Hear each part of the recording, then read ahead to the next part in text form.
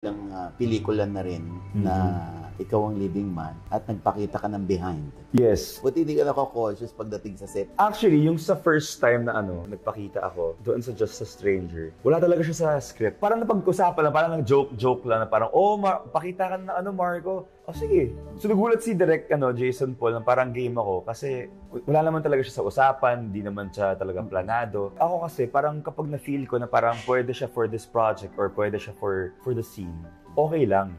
Kasi alam mo kapag pilit or alam mo kapag hindi naman siya kailangan tapos gusto lang ng director na ipasok. Pero for me, I knew that Just a Stranger was my launching movie. Especially with, of course, Ann Curtis pa, diba? So sabi ko, parang pwede nga, parang hindi naman siya pilit. At the same time, mas makakaganda siya sa eksena. So yun, parang on the spot, parang sabi namin yung direct. Nasa pa kami nun? Nasa Portugal pa kami nun. So parang sabi ko, parang okay magpakita ng dito sa Portugal, diba? Parang wala ka sa Pilipinas. So sakto, parang lahat sumakto yung So, siyempre, piling-pili lang yung pagpapakitaan mo ng puwet. Oo naman, tsaka last na yun, okay na yun. Wala na. May pumipigil na ba kay Marco na gawin yun? Sarili ko.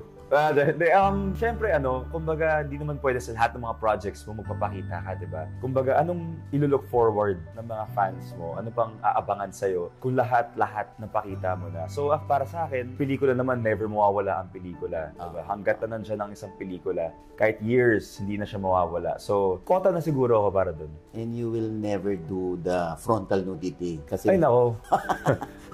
May magagalit na.